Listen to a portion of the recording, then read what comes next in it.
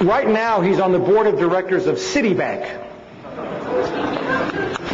along with the former executive director of the CIA, who is not on the board, but she's a very highly placed executive, Nora Slatkin. John Deutsch, of course, is as crooked as the rest of them. Also on the board of Citibank is a guy named Robert Rubin, former U.S. Secretary of the Treasury. Yes, thank you. He deserves all the hisses he can get. Well, in May of this year, Citibank announced a $12 billion cash purchase of a Mexican bank called Banamex, second largest bank in Mexico, also a documented, and I mean documented, drug money laundering bank that was exposed in a Mexican newspaper. Roberto Hernandez, this is him, gets a seat on Citibank's board of directors, and yet this is what's going on his property. He owns thousands of acres near Cancun in Mexico. The locals call it the Cocaine Peninsula.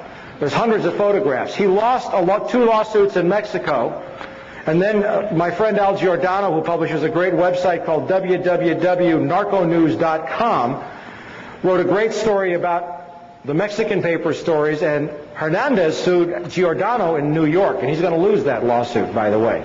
Al Giordano's a brave journalist.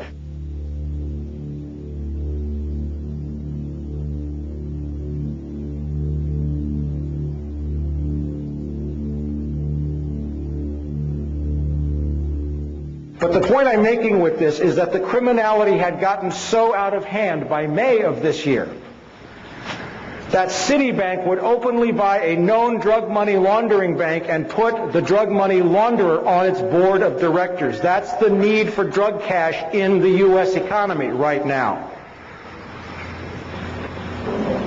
By the way, Citibank's record of involvement in drug money laundering is extremely well documented in the Wall Street Journal and the New York Times. It laundered some, I think, $300 or $400 million for Raul Salinas de Gortari, the brother of the former Mexican president.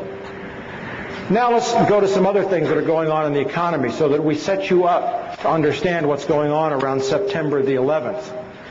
The U.S. economy is being looted. Anybody here remember the savings and loan scandal? You know, the gang that's in the White House is the same gang that brought us the savings and loan scandal? That took $500 billion out of your pockets. Well, here's some new developments in the government. And by the way, I'm not a Democrat or a Republican. Bill Clinton's a sleazebag too. Okay?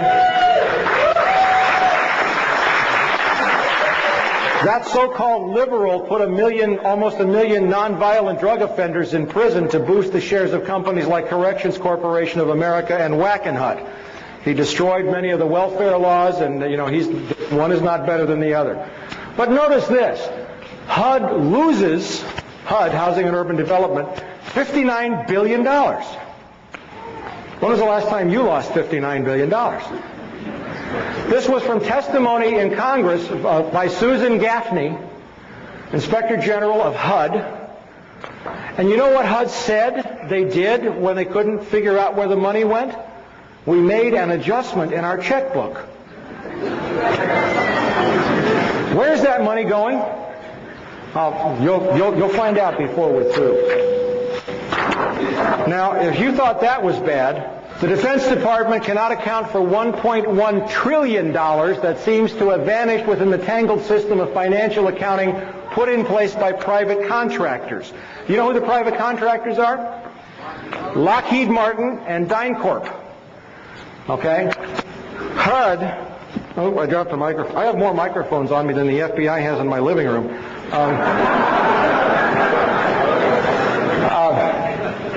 This is from a very great reporter, a very courageous woman who had served on Capitol Hill for many years and became an investigative reporter named Kelly O'Meara, who writes for the Washington Times Insight magazine. I know it's owned by Moon, but Kelly does fabulous work, and she's written a great piece on civil rights after the September 11th attack. The point is that $4.4 trillion in adjustments to the Pentagon books had to be cooked to compile the required financial statements, and that $1.1 trillion of that amount could not be supported by any reliable information. All right, now, there's one thing I got to do before we get to September the 11th and what's happening since. It's easy to say that this is a war about oil, and you're going to know more about it than you did when you came in here when you leave. The entire world economy is on the brink of a major collapse. 2 days before the attacks on the World Trade Center, I issued an emergency bulletin to all of my subscribers. And by the way, there's a table over here, and those of you who would like to subscribe, we have the information there for you. I'll put a website up. We also have videotapes of a lecture on Wall Street's War for Drug Money, which is like 2 hours on what I did with the economy that I gave at the USC School of International Relations last December. And we have those tapes over there. I think Chris Milligan's over there somewhere. Chris, wherever you are. But I issued a bulletin saying that we were on the brink of an economic collapse that would make 1929 look like a picnic. And in the 3 weeks prior to the attacks, the Dow had dropped almost 900 points. Now, what we have seen since then, and you must understand this clearly, is that the Dow's so-called resurrection to close to 10,000 points is strictly the result of a massive infusion of cash from the U.S. Treasury, which is your cash, which is being given to the corporate executives and not to the people who have been laid off. And every time you see the Dow go up, you'd better believe that another 10,000 people have lost their jobs. We are also in a global financial crisis that began in 1998 with the collapse of the bond markets and hedge fund derivatives, the money laundering investigations, and the mega mergers in the financial industry. The war buildup after September 11th is now shifting resources from domestic needs to the defense establishment. This fulfills a Bush-Cheney campaign promise to boost defense spending. But it is not sustainable for a number of reasons. And then this brings us into the issue of oil briefly, and we'll get into this more later. And basically is that oil production in the world is peaking. The last untapped major oil fields in the world are in two places, actually. First, Central Asia, and we'll get into that in depth. And second, guess where? In Colombia. Okay? And this is now a war, and this is now a moment in human history when the age of oil is nearing its end.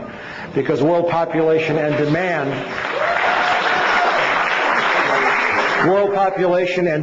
will exceed production sometime within roughly the next 10 years. And we're going to get into that for why. But now let's go back into the warnings about September the 11th. And I didn't do a lot of this, and we have time. Osama bin Laden is of course a Saudi Arabian by birth. His family is exceptionally wealthy. They own not only major construction companies, but they are heavy investors in high technology stocks like Nortel. They have a piece of Pepsi, I think, and Coca-Cola. They're into everything. They're very wealthy. In 1976, Osama's older brother Salim bin Laden hired a man in Texas by the name of Jim Bath, who has CIA connections, to handle all the investments in the United States for the bin Laden family. Jim Bath also happens to be a personal, almost lifelong friend and former Air National Guard pilot with George W. Bush.